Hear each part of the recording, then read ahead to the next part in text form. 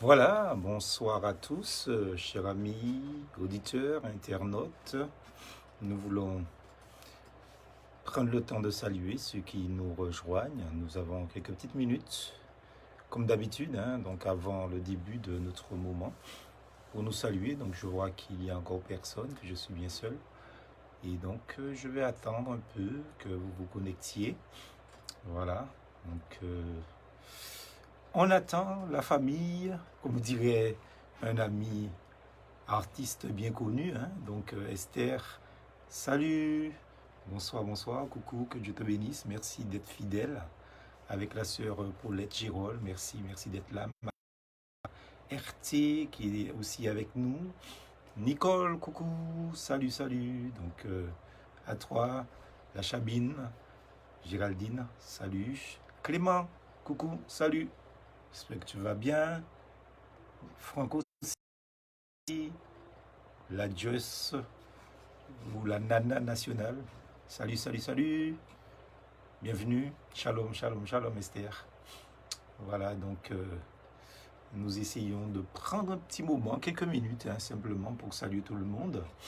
La sœur Amandine, comment vas-tu? J'espère que tu vas bien, ton époux aussi. Donc voilà. Bonsoir Nicole à tous. Oui, bien sûr. Bonsoir Clément, bonsoir Franck. Voilà, la sœur Rosemary, donc aussi salut à trois, que le Seigneur te bénisse. Je vais baisser le son de ma machine ici. Salut mon frère François, j'espère que tu vas bien aussi. Ma sœur Lisette, coucou.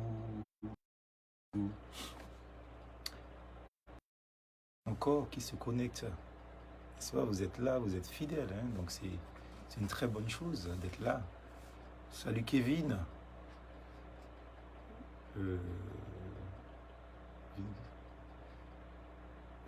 D'accord, ok. Voilà, donc salut Kevin. Salut Anaïs, tu sais déjà. Salut Marie, comment vas-tu la Chabine? L'autre Chabine en fait, on va dire, c'est de l'église. Donc il y en a plusieurs. Salut Jo, donc je te bénisse. Oui, bonsoir Kev. On attend encore quelques minutes, il reste qu'une minute, bien sûr. Alors n'oubliez pas de faire le partage de vidéos en même temps pendant que vous êtes sur votre site. Faites le partage de cette vidéo sur votre site pour que vos amis puissent avoir le temps l'occasion d'écouter, etc. Donc voilà, donc ceux qui le font, je suis bien content que vous le fassiez, quoi. Alors je vais essayer de régler un peu ça, voilà, tourner, voilà. Il reste moins d'une minute pour les salutations. Moins d'une minute, c'est pas beaucoup pour notre étude de ce soir. Qu'est-ce que j'allais dire encore? Il est possible qu'on termine ces directs d'ici la fin de ce mois, puisque on est dans le processus de déconfinement, deuxième phase. Donc je salue ma cousine Denise et Jam. Je ne t'ai pas oublié bien sûr, mais bon, le temps me manque. C'est pas facile. Quand on a des responsabilités comme moi, c'est pas facile. Donc, on va s'appeler, on va causer. Et Denise. Voilà, coucou ma fille, oui, salut à toi. Donc voilà, donc partagez cette vidéo sur votre site pour permettre au plus grand nombre de voir, d'entendre la parole de Dieu. Et puis, je disais que peut-être qu'on va arrêter, peut-être que c'est notre avant-dernier vendredi ensemble.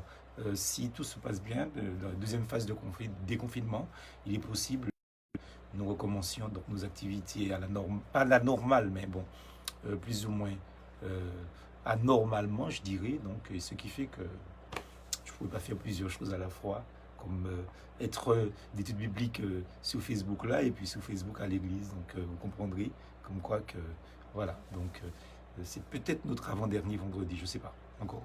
C'est une possibilité. Alors coucou Micheline Tonnel, content de te voir aussi. José Loupec, salut, bonsoir. Qui d'autre encore? Rosie, voilà, donc Rosilette, donc qui qui est loin de nous, mais qui est fidèle aussi. Donc voilà, il est 18h31. Pour une fois, hein, j'ai un peu laissé passer le temps, une minute en plus, pour pouvoir saluer tout le monde, ceux qui se saluent. Donc évidemment, après la prière, nous commencerons notre étude et donc je salue par anticipation ou à l'avance, si vous voulez, ceux qui vont se connecter après la prière, parce que après la prière, je ne veux pas arrêter donc, pour saluer les personnes, puisque on n'arrête pas la parole de Dieu pour faire autre chose, quoi. Donc, je vous invite à prier maintenant. Père très saint, nous te rendons grâce et nous te bénissons parce que tu es un Dieu tout-puissant, tu es un Dieu bon et fidèle, et merci pour les moyens de communication que tu nous donnes pour pouvoir prêcher ta parole et faire ta volonté. Merci pour nos frères et nos sœurs qui sont connectés. Merci aussi pour ceux qui sont des visiteurs occasionnels ou habituels et qui seront là tout à l'heure. Nous te demandons de les bénir et nous voulons vraiment qu'ils se sentent bien parmi nous. Que ta parole fasse son œuvre dans nos vies et dans nos cœurs aussi. Nous t'avons prié par Jésus-Christ notre Seigneur. Amen. Voilà, donc, amis auditeurs, nous voulons continuer notre étude que nous avions commencée jeudi dernier et j'espère que nous pourrons la terminer ce soir, puisque, comme je vous ai dit, que c'était une petite étude en 3-4 points. Et donc, la fois dernière, certes, nous n'avons vu qu'un seul point avec l'introduction, donc le premier point qui est la maladie d'Ézéchias, mais qui était assez quand même consistant et long, je vais dire, ce qui fait qu'on a passé toute l'étude dessus. Mais les autres points, donc après ce premier point de la maladie d'Ézéchias, ben, par exemple le deuxième, troisième point sont des points qui sont beaucoup plus courts. Ça nous permettra certainement de terminer cette étude ce soir et de passer à une étude finale vendredi prochain, si réellement les choses se mettent, je vais dire, en place, comme le gouvernement donc, a déjà donc, élaboré. Donc, après avoir parlé de la maladie d'Ézéchias, je voudrais quand même récapituler, hein, c'est important que je récapitule un peu, pour ceux peut-être qui n'étaient pas des nôtres. On a parlé de cette maladie qu'a eu Ézéchias, on a vu un sous-point, donc 1.1, la digression pharisianique que j'ai dit, donc où on parlait de la manière de... Ézéchias a prié d'une certaine manière, et ça nous a rappelé aussi la prière qui priait pour être vu des hommes. On a longuement parlé de cela et dans le premier sous-point. Et dans le deuxième sous-point, nous avions parlé aussi de la propre justice, notre propre justice que nous mettons souvent en avant, déplaît à Dieu et ferme l'accès à la grâce de notre Seigneur. Donc, quand nous prions, il faut beaucoup d'humilité. Et en conclusion, on disait comme quoi que celui qui est tombé dans une telle ornière d'orgueil qui parle que de lui dans sa prière au lieu d'adorer Dieu, de louer Dieu et de s'adresser à Dieu, mais qui fait, je veux dire, comment je pourrais dire ça, une sorte de gratification de sa personne et de ses mérites, eh bien, il est évident qu'on est tombé dans le piège de l'orgueil et qu'il ne nous faut attendre rien, mais absolument rien de Dieu, si c'est comme ça que nous prions. Maintenant, certes, Ézéchias a prié d'une certaine manière qui nous a rappelé la prière des pharisiens. Et évidemment, Dieu qui est miséricordieux, compatissant, bon, etc., eh bien, Dieu l'a exaucé. Hein, donc, c'est pas, je veux dire, c'est pas une clé hein, que je vous donne pour vous dire que vous pouvez prier en gratifiant votre personne et en mettant en avant vos mérites, etc., comme si nous avions des mérites d'ailleurs, puisque la parole de Dieu nous dit qu'il n'y a pas un juste, pas même un seul. Donc, c'est pas une clé que nous donnons pour que nous puissions prier comme un pharisien, ni prier comme Ézéchias a prié, parce qu'on a vu, je vais dire, la mauvaise forme et les mauvaises paroles d'Ézéchias dans la première partie. Donc maintenant, nous allons parler de l'exaucement, deuxièmement, l'exaucement de la prière d'Ézéchias. Alors, il est évident, amis auditeurs, frères et sœurs aussi, hein, donc bien sûr, bien-aimés, que Dieu entend la prière. Et non seulement que Dieu, il entend la prière, mais que Dieu voit aussi nos peines et nos douleurs. Il voit nos souffrances. Et Ézéchias, en fait, entend cette parole de l'Éternel qui a été transmise par son serviteur, le prophète, l'excellent prophète Ésaïe. Donc dans Ésaïe 38, au verset 5, il a une confirmation, il va bien entendre ce que Dieu a dit. Et c'est Dieu qui va dire, j'ai entendu ta prière, j'ai vu tes larmes. Et ça, frères et sœurs, je peux vous garantir, comme quoi que c'est une réalité que j'expérimente tous les jours dans mon ministère, soit pour moi, mais soit aussi pour les personnes que je visite, les gens que j'ai en entretien, etc.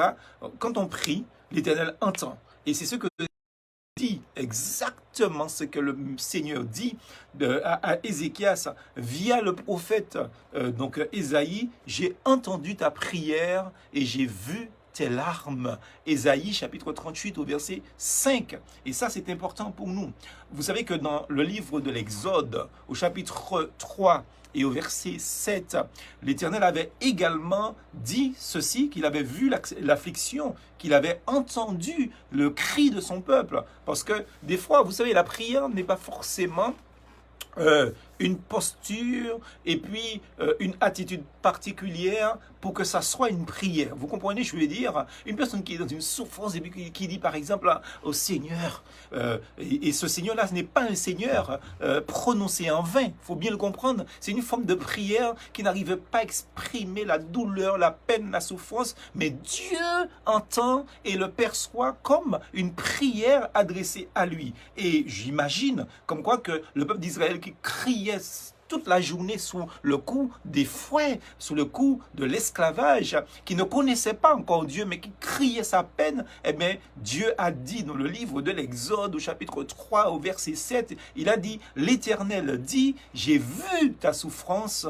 j'ai vu donc ta peine, et littéralement, j'ai vu la souffrance de mon peuple, et qui est en Égypte, et j'ai entendu les que lui font pousser ses oppresseurs, car je connais ses douleurs. Et Exode chapitre 3, au verset 17. Et effectivement, quand nous gémissons sous, je veux dire, dans la souffrance, sous les coups, remplis de peine, de douleur et de souffrance, même si nous ne nous mettons pas dans une posture, je vais dire, religieuse, c'est-à-dire à genoux, lever les mains en l'air pour supplier Dieu, etc. Mais que nous crions, nous soupirons et que nous cherchons une solution. La parole de Dieu nous dit, effectivement, comme il a dit pour Israël, j'ai vu la souffrance, j'ai entendu les cris, et il est évident comme quoi que l'Éternel répond. Et les Écritures déclarent cela. Souvent que Dieu, c'est très souvent l'Écriture parle de ça, hein, que souvent notre Père maintenant, parce que maintenant c'est notre Père, c'est pas seulement notre Dieu, c'est notre Père. Nous avons pour Dieu, nous avons en commun un Père céleste, vous et moi. Eh bien notre Père écoute la prière. Et je voudrais vous montrer 3 textes qui vont en ce sens, parce que c'est important, amis auditeurs, que nous puissions, je vais dire, vous bombarder, excusez-moi l'expression, par ces versets, parce que c'est la parole de Dieu qui fait, je vais dire, foi, pas ma parole à moi, c'est la parole de Dieu. Et dans le psaume 65, au verset 3, il est dit, ô toi qui écoutes la prière. Vous voyez, ô toi qui écoutes la prière, tous les hommes viendront à toi. Vous voyez, donc c'est important que nous sachions et que nous mettions dans notre tête que notre Dieu écoute la prière. Dans Daniel, le prophète Daniel, le livre de Daniel, si vous voulez, donc au chapitre 10, au verset 12, il me dit, Daniel, ne crains rien, car dès le premier jour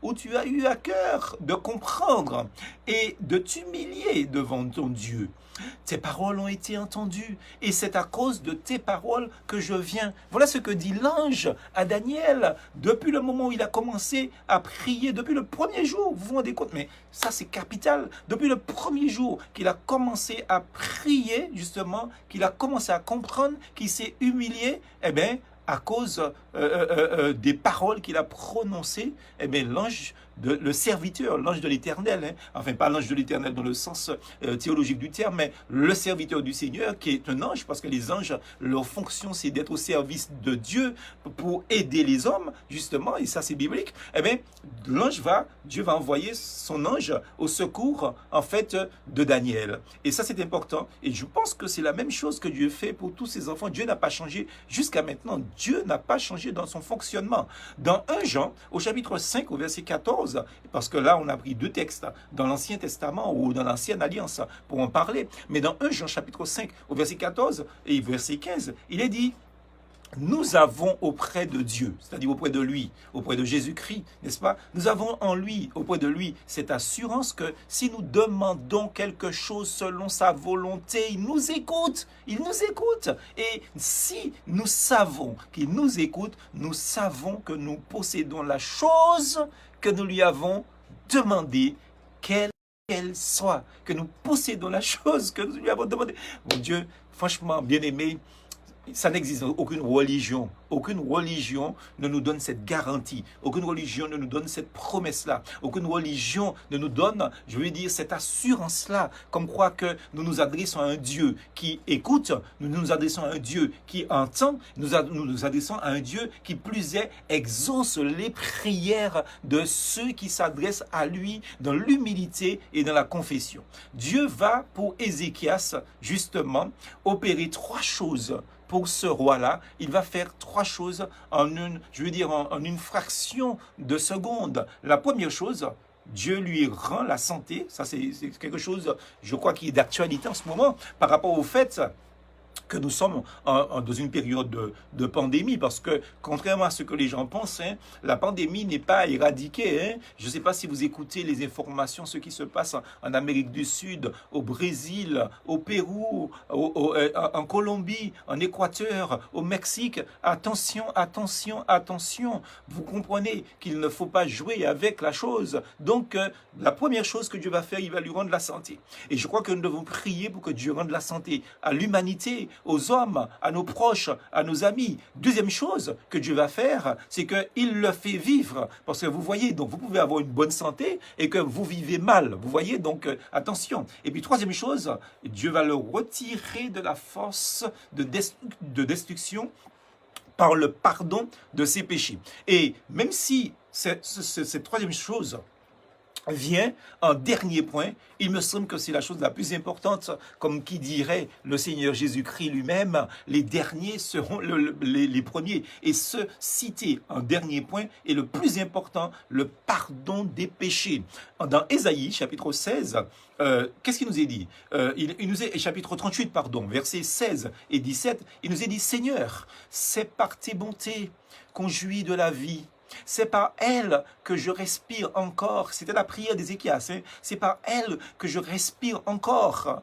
Tu me rétablis, tu me rends la vie. Au verset 17, voici mes souffrances, même sont devenues mon salut. Tu as pris plaisir à retirer mon âme de la force, de la destruction, car tu as jeté derrière moi tous mes péchés. Dieu a pardonné les péchés de son serviteur. Et ça, amis auditeurs, je pense, même si nous avons cité cela en dernier lieu, je pense que ce que nous devons faire avant de prier, avant de demander pardon, puisque le pardon des péchés, la confession, c'est prier, nous devons confesser. C'est-à-dire, la prière a, je veux dire, une structure. Il ne faut pas prier de n'importe quelle manière. Avant de demander quoi que ce soit à Dieu, nous devons adorer Dieu, reconnaître qui il est, le remercier pour ce qu'il est. C'est ça l'adoration. Après, nous devons le louer, c'est-à-dire reconnaître ce qu'il fait dans notre vie et la grâce qu'il nous accorde de le prier, le remercier pour ça. Et puis troisièmement, là on fait des requêtes, c'est-à-dire des demandes. Mais avant les requêtes, pardon, justement, je dis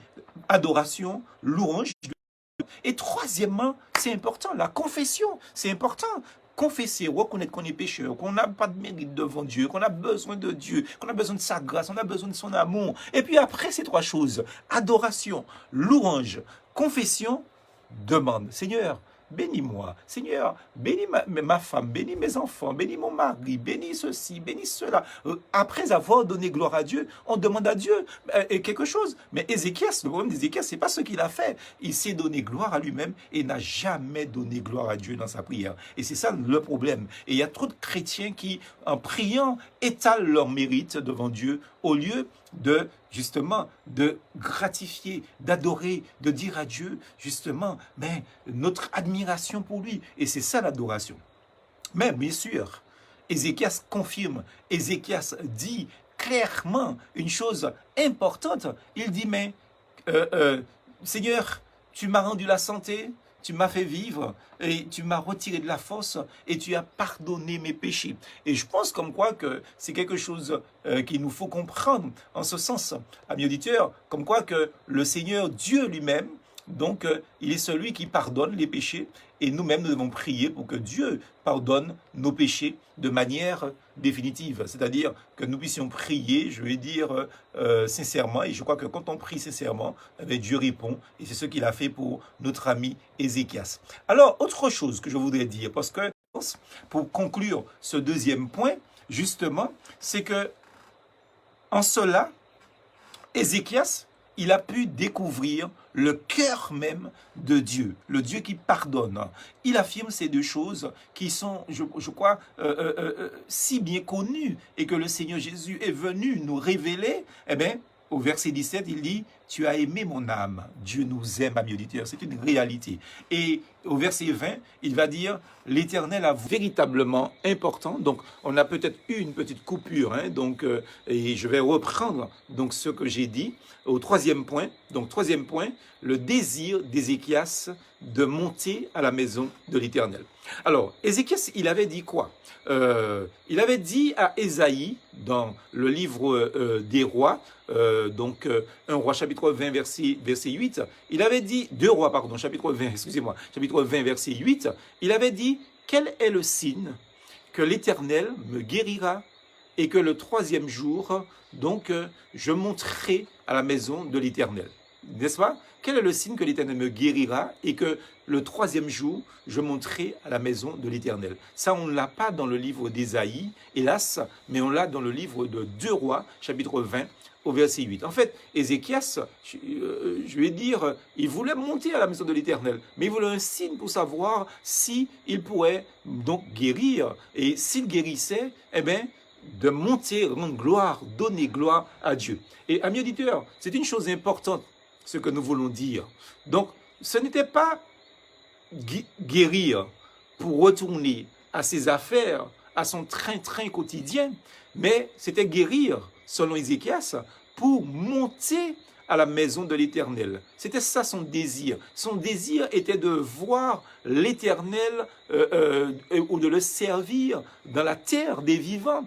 Et je crois que c'est là que le bas blesse. Vous savez, nous, en tant que pasteurs, souvent, nous rencontrons des personnes dans la détresse morale, dans la déchéance même psychologique, dans la déchéance physique. Nous rencontrons des personnes aussi malades, mais à un tel point des fois, même déjà aux portes de la mort. Et par la grâce de Dieu, comme ces personnes ont la foi, puisqu'ils croient que Dieu peut les guérir, ben Dieu se sert de nous pour prier pour eux. Et il arrive que ces personnes guérissent. Mais avant la guérison, bien sûr, ces gens font des tas de promesses. Que oui, ils vont servir Dieu, ils vont se convertir, etc. Et finalement, les gens sont guéris. Et après ça, je peux vous citer des dizaines de cas comme ça dans mon ministère, par exemple, où les personnes ont trouvé la guérison totale. Et peut-être qu'en ce moment, il y a de ces personnes-là qui sont en train de me regarder, peut-être en catimini, n'est-ce pas? Et qui n'ont jamais donné gloire à Dieu. Vous savez, Ézéchias, son désir, c'était de donner gloire à Dieu suite à la guérison, de monter à la maison de l'Éternel. Vous voyez, dans Ésaïe 38, au verset 11, puisque Ézéchias dit qu'il veut être guéri non pas pour s'occuper de ses affaires, etc., mais pour monter à la maison de l'Éternel. Eh bien, dans le chapitre 38, au verset 11, il dit ça. « Je disais, je ne verrai plus l'Éternel, l'Éternel est sur la terre des vivants, je ne verrai plus aucun homme parmi les habitants du monde. » Ézéchias était déjà arrivé à un point de renoncement, de résignation, je vais dire, en pensant comme quoi que, ben, finalement, donc, il allait mourir. C'est ce qu'il pensait, n'est-ce pas? Et je pense, amis auditeurs, une chose importante, une question quand même on doit se poser. N'est-ce pas notre désir, à nous, notre désir profond également de pouvoir revenir ensemble, dans la présence du Seigneur, mais dans la maison de l'Éternel, comme Ézéchias. Peut-être que nous ne sommes pas malades, mais le fait du confinement et du déconfinement, résultance de la pandémie du coronavirus, eh bien, ça fait plus de 2 mois et demi que nous ne sommes pas allés dans la maison du Seigneur. Et que ce soit à Joupa-Bouillon ou aux Anses d'Arlay, ou en France, ou en Guadeloupe, pour ceux qui nous regardent de partout, n'est-ce pas? Eh bien, nous ne sommes pas allés encore depuis 2 mois et demi passés dans la maison de l'Éternel. Et nous avons ce désir-là aussi d'aller à la maison de l'Éternel. Et je crois qu'on doit se poser la question, est-ce que c'est pour tout le monde, est-ce que c'est un grand désir qui est là du fond de notre âme, justement, ce temps de privation, justement, d'aller à la maison de l'Éternel, de voir les frères, les sœurs, de les toucher, de leur parler à vive voix, etc. Vous savez, dans 1 Timothée chapitre 3 au verset 5, ben, il nous est dit clairement que la maison de Dieu, qui est l'assemblée de Dieu vivant, c'est une réalité, n'est-ce pas? Et David dit au psaume 122, au verset 1er, il dit « Je suis dans la joie quand on me dit « Allons dans la maison de l'Éternel », n'est-ce pas? Ou je me réjouis quand on me dit ça. Vous voyez, donc, je crois que c'est un désir que chaque enfant de Dieu devrait avoir. Vous voyez, en ce sens, vous comprendrez comme quoi que je suis en train de dire, il ne faut pas espérer que ce temps de projection et de messages en direct Internet virtuel puisse durer trop longtemps. Parce qu'en fait, comme disait un frère, Dieu ne nous a pas créés pour le virtuel. Dieu nous a créés pour le réel, n'est-ce pas? Et si en ce moment nous vaquons, je vais dire, au virtuel, c'est parce que c'est éphémère, c'est parce que c'est passager et nous ne devons pas nous habituer à cette forme de communion parce que ce n'est pas vraiment une communion, elle n'est pas réelle. La preuve, vous voyez mon visage? Je ne vois pas votre visage. Je ne sais pas qui vous êtes, là où vous êtes exactement. Vous êtes connecté, mais je ne sais pas où est-ce que vous êtes connecté. Vous voyez que je suis connecté, mais bon, pour ceux qui me connaissent et qui connaissent mon environnement proche, ils savent que je suis dans mon bureau. Et parfois, peut-être, je l'ai dit. Mais autrement, vous savez, vous me voyez connecté, mais vous ne savez pas à quel endroit je suis connecté. Tandis que si nous sommes dans le réel, dans la maison du Seigneur, eh bien, on se voit comme on doit voir et rien ne nous est caché en ce sens. Vraiment, vraiment, c'est important, amis auditeurs, que nous puissions également donc comprendre ce que nous sommes en train de dire parce que le Seigneur veut que nous puissions aller en ce sens. La demande d'Ézéchias était une demande si précieuse, c'est-à-dire d'aller à la maison de l'Éternel pour Dieu, pour qu'un miracle de la part de Dieu, quelque chose d'extraordinaire, en fait, lui fut donné, hein, n'est-ce pas, comme signe. Alors, nous savons également ce que signifie ce 3e jour, hein, donc, n'est-ce pas? Donc, 3 degrés. Donc, son nombre va reculer de 3 degrés. Et 3 degrés, 3 jours, n'est-ce pas? Donc, et nous constatons comme quoi dans 1 Corinthiens chapitre 15 au verset 20, Christ est ressuscité, il est le prémisse de ceux qui sont endormis, de ceux qui sont morts. Il est ressuscité le 3e jour. Donc, ce chiffre 3-là a son symbolisme d'une certaine manière pour nous. Donc, ainsi, une scène de mort va se terminer par la grâce de Dieu, et cette scène de mort va se terminer par un triomphe de la vie sous la mort. Ce sera un concert de louanges, justement. Et c'est pour nous aussi, maintenant, quoi qu'il arrive, ce que nous rapporte justement l'apôtre Paul, il nous dit que c'est pour la consolation des Écritures. Quand Dieu sauve une âme, c'est pour que ça puisse réjouir les personnes. Quand Dieu guérit une personne de sa maladie, il faut nous réjouir et il faut que la personne, en premier lieu, donne gloire aussi à Dieu.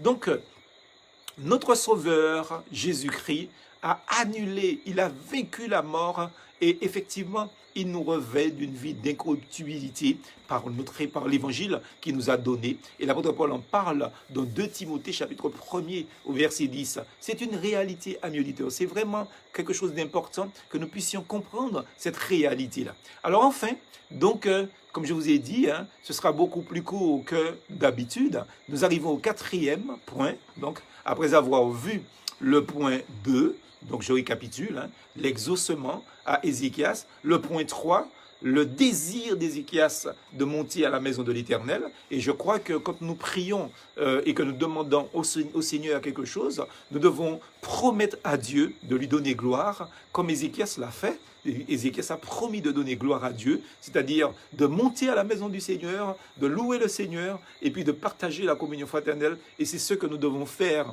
Dieu n'est pas un supermarché.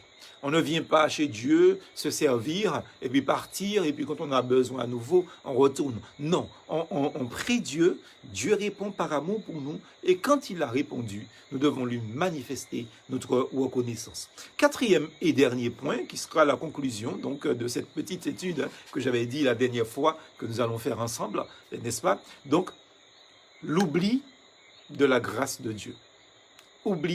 Il oublie la grâce de Dieu. Et cela nous fait, hélas, considérer encore, je veux dire, une triste phase de la vie de ce roi, Ézéchias, auprès de son Dieu, auprès de Dieu, et la grâce que Dieu lui a accordée. Nous constatons qu'il y a quand même une négligence. Il avait fait une promesse. Et vous vous souvenez de ce que j'avais dit donc tout à l'heure, qu'il y a des personnes, quand elles sont malades, demandent la prière, et quand elles sont guéries, oublient les promesses qu'elles ont faites devant Dieu. Eh bien, vous savez ce qui va se passer?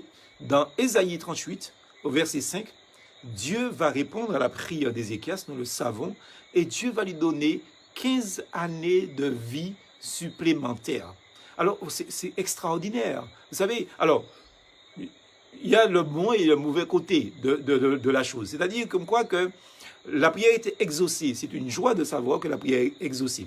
Mais malheureusement, le problème pour Ézéchias, c'est qu'il sait la durée du temps qu'il lui reste à vivre. Et je ne suis pas sûr que tout le monde, en tout cas, voudrait savoir quand est-ce qu'il va mourir, quoi. Donc, c'est une réalité. Personne ne veut savoir quand est-ce qu'il va mourir. On préfère même ne pas y penser. Et Ézéchias a été exaucé, mais il sait en quelle année il va mourir. Peut-être qu'on ne lui a pas donné le mois, on ne lui a pas donné le jour, l'heure, mais il sait qu'il lui reste 15 années à vivre. Et le calcul est vite fait, ami auditeur. Donc, qu'est-ce qui s'est passé? Dans 2 Chroniques, au chapitre 32, au verset 25, nous lisons « Mais Ézéchias ne rendit pas en raison du bienfait qu'il avait reçu à Dieu, car son cœur s'éleva. » C'est triste de cette histoire. C'est-à-dire, il ne donna pas gloire à Dieu par rapport à ce que Dieu lui a fait, les bienfaits, la grâce que Dieu lui a faite, parce que son cœur s'éleva.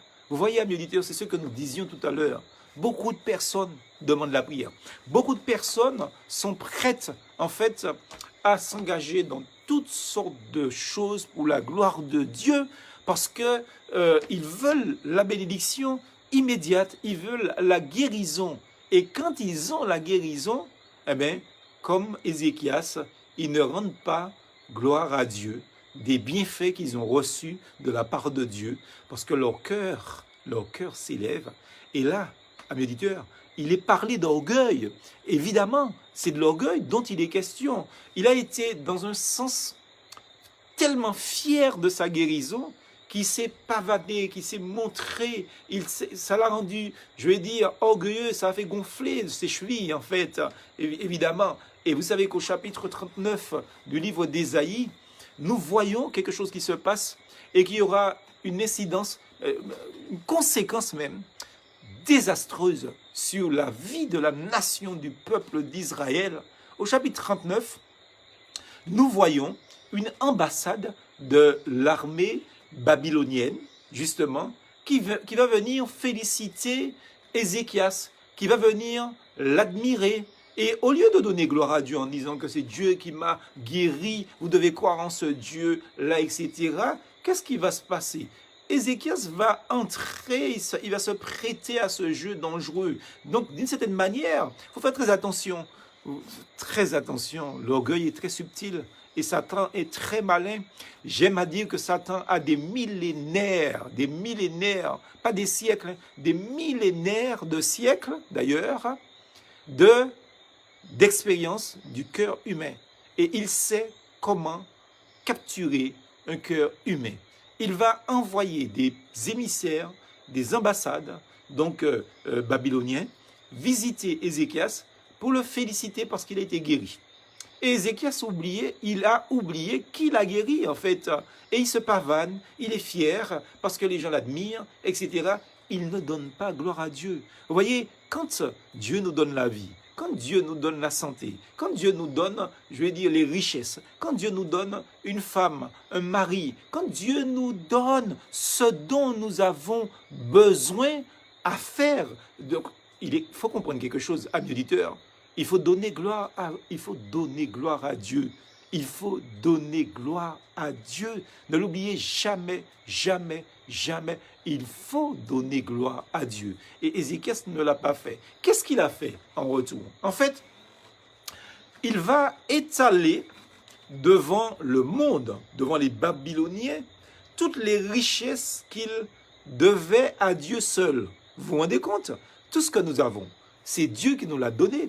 D'ailleurs, David le dit très bien. Il dit, ce que nous te donnons, Seigneur, nous le recevons de toi, et en retour, nous te le donnons. C'est-à-dire, quand nous disons que nous donnons notre vie à Dieu, en fait, qui nous a donné la vie? C'est Dieu qui nous a donné la vie. Donc nous ne devons pas nous glorifier d'être sauvés, d'être fils et filles de Dieu, parce que la vie que nous avons, Dieu nous l'avait déjà donnée, nous lui donnons, remettons cette vie en retour, mais en réalité, on n'a rien fait qui puisse nous glorifier. L'argent, l'or, la maison, la femme, les enfants, le mari, la famille, les biens de la terre que Dieu nous donne, c'est Dieu qui nous les a donnés. Et quand demain matin, grâce à Dieu, nous continuerons à aller à l'église, donc à la maison de l'Éternel, justement, selon le vœu pieux d'Ézéchias, pour pouvoir mettre la collecte, pour pouvoir donner la dîme, pour pouvoir donner un don occasionnel. Ne nous pavanons pas, ne nous glorifions pas, ne disons pas à ceux et à ceux-ci et à ceux-là que c'est nous qui avions fait ceci, c'est nous qui avons donné cela, parce que ce que nous avons donné, nous les avons reçus de la part de Dieu, et ce que nous donnons au Seigneur appartient au Seigneur, parce que dès le départ, ça appartenait déjà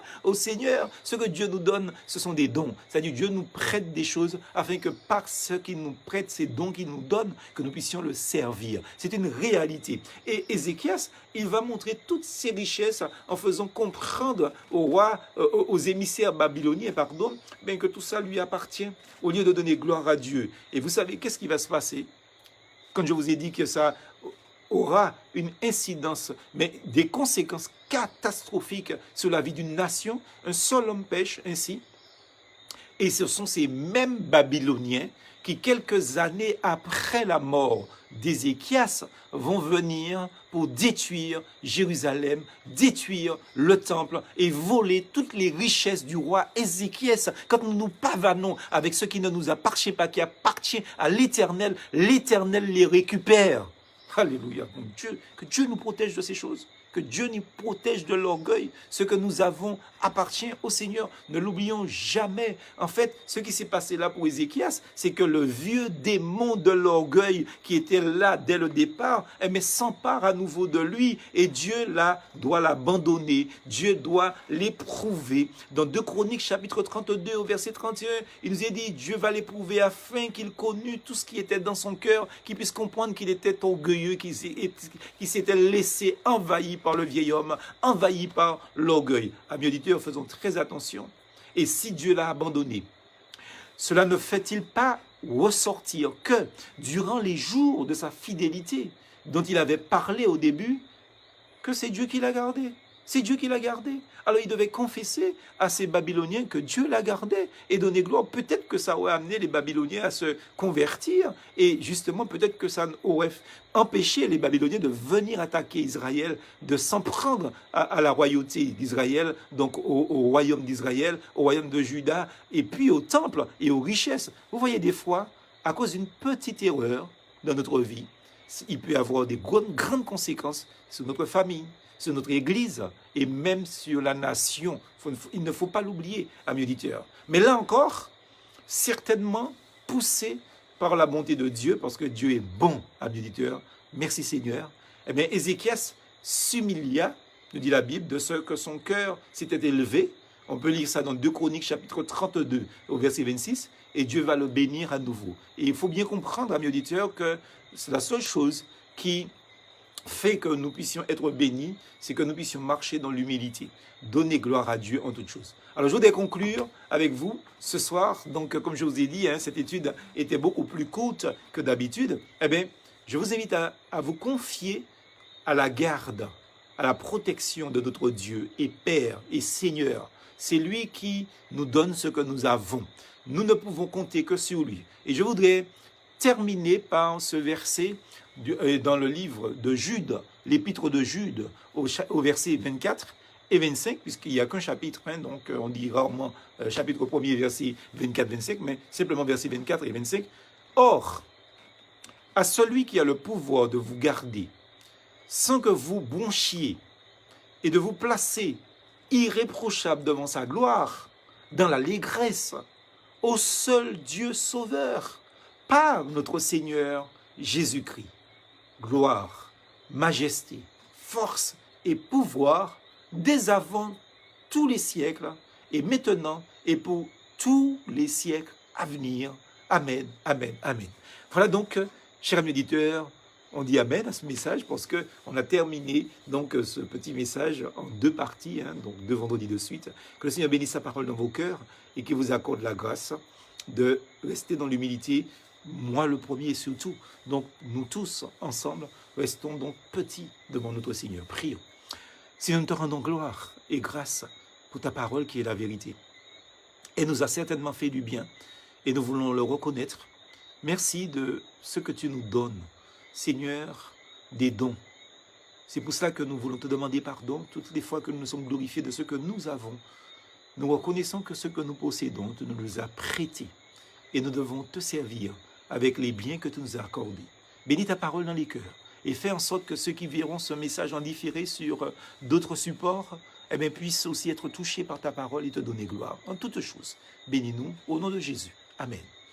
Voilà, amis auditeurs, je veux vous dire au revoir déjà parce que le message est terminé.